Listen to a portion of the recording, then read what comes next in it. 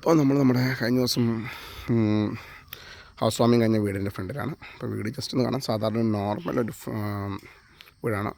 അതെല്ലാവരും ബഡ്ജറ്റ് ഒതുങ്ങി തീർക്കാൻ പറ്റുന്ന ഒരു വീട്, കുഴപ്പമില്ലാത്തൊരു ഫാമിലി വീട്. ഓക്കെ, അതിൻ്റെ ഉള്ളൊക്കെ ഒന്ന് കാണാം. ഇതിൻ്റെ പുറം കാര്യങ്ങളാണ് ഇത്. പ്ലസ് ഇതിനോടൊപ്പം തന്നെ ഒരു കാർപോർച്ച് ഷീറ്റുമ്പോൾ ഞാൻ കാർപോർച്ച് സെറ്റ് ചെയ്തതാണ്. ആ കാർപോർച്ചോട് കൂടിയാണ് ഇതിൻ്റെ കണക്കുപ്പിച്ചാണ്. ഇതാണ് അതിൻ്റെ ചുറ്റളവ് പോകുന്നത്. ഓക്കെ, അങ്ങനെ പടിഞ്ഞാറോട്ടാണ് എൻ്റെ കിച്ചൺ ഇരിക്കുന്നത്. പടിഞ്ഞാറ് വശത്തായിട്ട് ഇന്ന് നമുക്ക് എൻ്റെ ഉള്ളിലേക്ക് കയറാം. ഓക്കെ,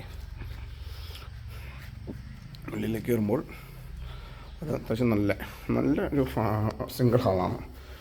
വല്ല പാർട്ടീഷനോ കാര്യങ്ങളൊന്നും ചെയ്തിട്ടില്ല. അത്യാവശ്യം നല്ലൊരു സിംഗിൾ ഹാള്. ടി വി ആണെങ്കിൽ അതിൻ്റെ ബാക്കിൽ വെച്ചിട്ടുണ്ട് കോർണറിലായിട്ട്.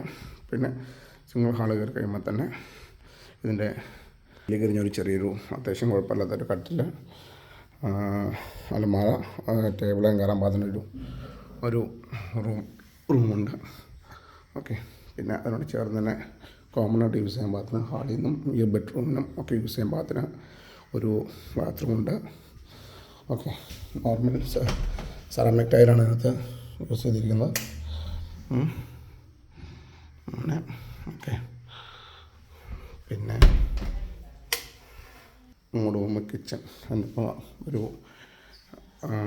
ഔട്ട് സൈഡിൽ നിന്ന് പർച്ചേസ് ചെയ്യുന്ന ഒരു ക്യാബിനോട് കൂടിയാണ്, ഒരു വാഷ് ബേസിൻ ക്യാബിനോട് കൂടിയാണ്. അത് വീട്ടുകാരൻ്റെ തന്നെ സെലക്ഷനാണ്.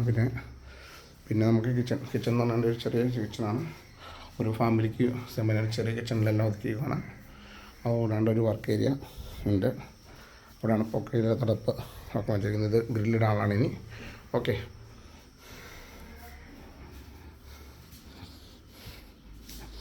അപ്പം അങ്ങനെ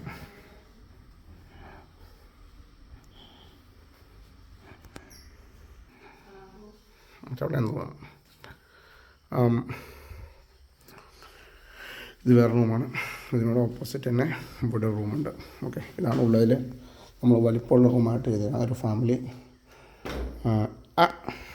20 മുതൽ ബെഡ്റൂമാണ്. എൻ്റെ ജനലുകളും കാര്യങ്ങളൊക്കെ ഒന്ന് കുറച്ചുകൂടെ സെറ്റ് ആവാനുണ്ട്. അതോടെ കൂടെ തന്നെ സെറ്റ് ആയി വന്നോടെ നമുക്കൊരു ഡീറ്റെയിൽസ് വീഡിയോയിലേക്ക് പോകാം. ഇതിലും ബാത്റൂമാണ്. ടൈൽ വിരിച്ചാണെങ്കിൽ അതിനകത്ത് ക്ലോസറ്റ് കാര്യങ്ങളൊക്കെ ഇൻസ്റ്റാൾ ആവാനുണ്ട്. അവിടെ തന്നെ അതോടെ കയറി കഴിഞ്ഞാൽ ഓക്കെ ആവും. Okay, by.